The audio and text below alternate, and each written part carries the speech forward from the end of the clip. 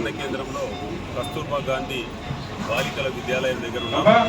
ముఖ్యంగా ఇక్కడ చాలా దారుణమైన పరిస్థితి. పైన ఒకటి బిల్డింగ్ కట్టించారు కానీ ఆ బిల్డింగ్ ఎప్పుడు పడిపోతుందో, పెచ్చులు ఎప్పుడు పడిపోతుందో తెలియదు. ఎందుకంటే ఆల్రెడీ ఊడిపడ్డాయి. ముఖ్యంగా గతంలో పిల్లలు లేనప్పుడు ఊడిపడ్డాయి. నిజంగా కనుక పిల్లలు కనుక అక్కడ పడుకున్నప్పుడు ఊడిపడితే ఖచ్చితంగా చనిపోయే పరిస్థితి ఉంది. అందుకే పైన ఎవరు విద్యార్థులు పోవడం లేదు. నిజంగా కనుక అది కనుక పెచ్చులు ఊడిపడకుంటే దాదాపు ఒక 60 నుంచి 70 మంది అదనంగా ఈ యొక్క స్కూల్లో ఉండే పరిస్థితి. ఇక్కడ ఉన్నటువంటి కాంట్రాక్టర్ ఒక నిర్లక్ష్యం వల్ల, నాణ్యత లోపం వల్ల ఆ పెచ్చులు ఊడిపడుతున్నాయి. వెంటనే దాన్ని పెచ్చులు ఊడిపోయే పని వెంటనే మరమ్మతు చేసి విద్యార్థులకు న్యాయం చేయాలని భారతీయ జనతా పార్టీ తరఫున డిమాండ్ చేస్తున్నాం. అదేవిధంగా టాయిలెట్స్ ఉన్నాయి కానీ కేవలం వారంకే నిండుతున్నాయి. ఎందుకంటే అవుట్ లైన్ పైపులు వేయడం లేదు.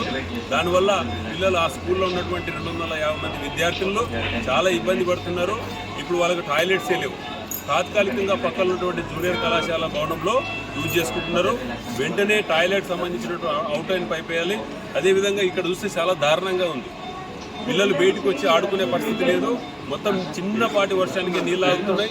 లోపల కూడా దారుణమైనటువంటి అక్కడ ఉన్నటువంటి ప్లాట్ఫారం ఉంది. మొత్తం బండలు హెచ్చులు తగ్గుఉండడం వల్ల పిల్లలకు చాలా ఇబ్బంది ఉంది.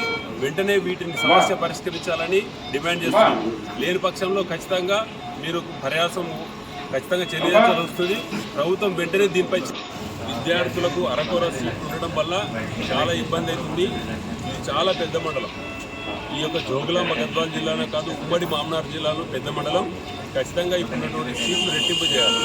అదేవిధంగా తల్లిదండ్రులు, తల్లి కానీ తండ్రి కానీ లేని విద్యార్థినులకు ఖచ్చితంగా మొదటి ప్రాధాన్యత ఇవ్వాలని భారతీయ జనతా పార్టీ తరఫున డిమాండ్ చేస్తుంది.